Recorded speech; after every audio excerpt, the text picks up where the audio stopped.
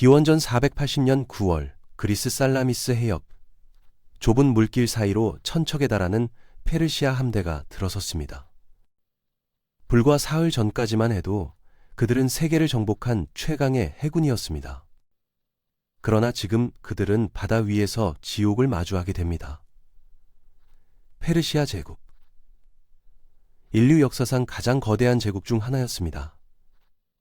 크세르크세스 대왕이 이끄는 이 제국은 이집트에서 인도까지, 지중해에서 카스피해까지 뻗어 있었습니다. 그는 아버지 다리우스 대왕이 이루지 못한 꿈을 완성하고자 했습니다. 바로 그리스 정복이었습니다. 기원전 480년 봄, 크세르크세스는 역사상 유례없는 대군을 동원했습니다. 보병 20만, 기병 8만, 그리고 1200척의 함대. 헬레스폰트 해협에 배를 이어 만든 다리 위로 7일 동안 쉬지 않고 군대가 행진했다고 전해집니다. 하늘을 뒤덮는 화살, 땅을 뒤흔드는 발걸음. 이것은 단순한 전쟁이 아니었습니다. 제국의 위엄을 보여주는 행군이었습니다. 페르시아군은 거침없이 남하했습니다. 트라키아, 마케도니아를 지나 테살리아로 진격했습니다. 그리스 도시 국가들은 공포에 떨었습니다. 많은 도시들이 싸워보지도 못하고 항복했습니다. 그러나 두 도시만은 달랐습니다. 스파르타와 아테네. 그들은 끝까지 싸우기로 결의했습니다. 테르모펠레 협곡. 스파르타의 레오니다스 왕과 300명의 전사들이 3일간 페르시아의 대군을 막아냈습니다. 결국 그들은 전멸했지만 그리스에게 귀중한 시간을 벌어주었습니다. 아테네는 시민들을 살라미스 섬으로 대피시킬 수 있었습니다. 페르시아군이 아테네에 입성했을 때 그곳은 텅 비어 있었습니다. 크세르크세스는 분노했습니다. 아크로폴리스는 불타올랐고 신전들은 파괴되었습니다. 그러나 진짜 전쟁은 이제부터였습니다.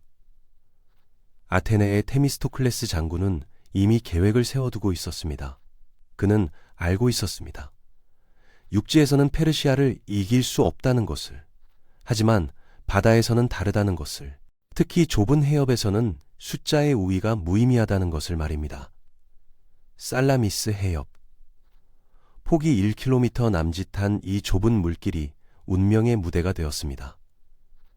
그리스 연합함대는 고작 380척, 페르시아는 1000척이 넘었습니다. 숫자로만 보면 싸움이 되지 않았습니다. 그리스군 내부에서도 의견이 갈렸습니다. 코린트와 스파르타의 지휘관들은 펠로폰네소스 반도로 후퇴하자고 주장했습니다. 그러나 테미스토클레스는 단호했습니다. 여기서 싸워야 한다고? 이곳이야말로 승리할 수 있는 유일한 장소라고 말입니다. 크세르크세스도 망설였습니다. 함대 사령관들은 해협에서의 전투를 꺼렸습니다. 넓은 바다에서 싸우는 것이 유리하다고 판단했습니다. 그러나 이집트 출신 여왕 아르테미시아만은 달랐습니다. 그녀는 경고했습니다. 그리스인들을 과소평가하지 말라고, 특히 그들의 바다에서 싸우는 것은 위험하다고 말입니다. 하지만 크세르크세스는 듣지 않았습니다. 그는 이미 결정했습니다. 테르모필레에서 이겼고 아테네를 점령했습니다. 이제 남은 것은 그리스 함대를 경멸하는 것뿐이었습니다. 테미스토클레스는 교묘한 계략을 펼쳤습니다. 그는 페르시아 진영에 거짓 정보를 흘렸습니다. 그리스 함대가 사기가 떨어져 밤중에 도망칠 계획이라고 말입니다. 크세르크세스는 이를 믿었습니다. 그는 즉시 함대를 출격시켜 해협을 봉쇄하라고 명령했습니다. 페르시아 함대는 밤새도록 해협 입구를 지켰습니다. 병사들은 지쳐갔습니다. 동이 트기 시작했습니다. 기원전 480년 9월 22일 새벽, 살라미스 해협은 고요했습니다. 페르시아 함대는 해협 안으로 들어섰습니다.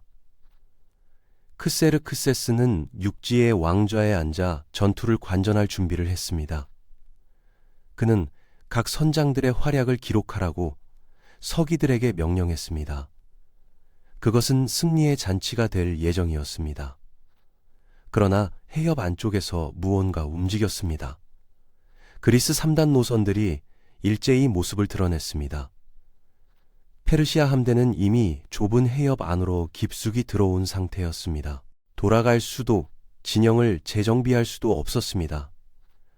함선들은 서로 부딪히며 뒤엉켰습니다. 테미스토클레스의 함정이었습니다. 전투가 시작되었습니다. 그리스 3단 노선은 빠르고 민첩했습니다. 좁은 해협에서 그들의 진가가 발휘되었습니다. 청동으로 감싼 뱃머리가 페르시아 함선의 측면을 들이받았습니다. 나무가 부서지는 소리, 비명, 함성이 뒤섞였습니다. 바닷물은 순식간에 붉게 물들었습니다. 페르시아 함대는 혼란에 빠졌습니다. 뒤에 있는 함선들은 앞에서 무슨 일이 벌어지는지 알지 못한 채 계속 전진했습니다. 함선들은 서로 충돌했습니다. 노를 젓는 노예들은 패닉 상태에 빠졌습니다. 지휘 계통은 마비되었습니다. 천척의 함대가 거대한 장애물 덩어리로 변해갔습니다. 그리스 함선들은 마치 늑대 무리처럼 움직였습니다. 그들은 해협의 물길을 알고 있었습니다. 어디서 회전하고 어디서 속도를 내야 하는지 알고 있었습니다. 페르시아 함선 하나를 들이받고는 재빠르게 후진하여 다음 목표물을 찾았습니다. 전투는 학살로 변해갔습니다. 크세르크세스는 왕좌에서 이 광경을 지켜봐야 했습니다. 자신이 자랑스러워했던 무적 함대가 좁은 해협 안에서 무너지는 모습을 말입니다. 그는 서기들에게 소리쳤다고 전해집니다. 그러나 기록할 승전보는 없었습니다. 오직 재앙만이 있었습니다. 페르시아의 함선들이 침몰하기 시작했습니다. 갑옷을 입은 페르시아 병사들은 수영을 할 수 없었습니다. 그들은 그대로 바닷속으로 가라앉았습니다. 살라미스 섬 해안가에는 그리스인들이 진을 치고 있었습니다. 해안으로 헤엄쳐 온 페르시아 병사들은 화살과 창에 맞아 쓰러졌습니다.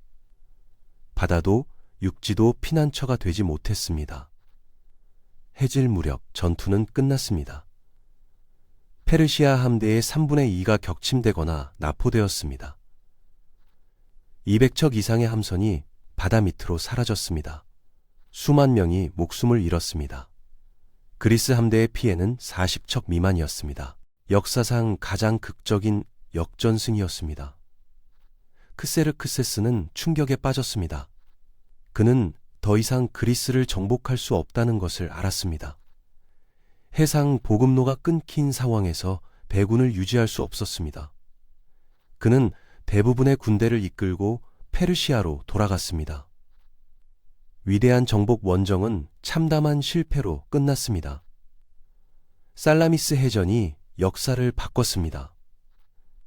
만약 페르시아가 승리했다면 서양 문명의 요람인 그리스는 사라졌을 것입니다. 민주주의, 철학, 예술의 황금기는 오지 않았을 것입니다.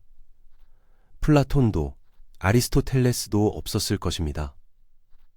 하나의 해전이 문명의 진로를 결정한 것입니다. 최강 해군은 왜 3일 만에 무너졌을까요? 숫자가 아니라 전략이, 거대함이 아니라 기동성이, 오만함이 아니라 지혜가 승리를 결정했습니다.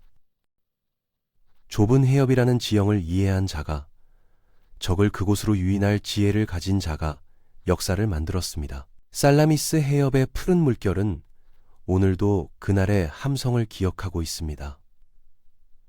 역사의 위대한 순간들을 계속 만나고 싶으시다면 구독과 좋아요 부탁드립니다.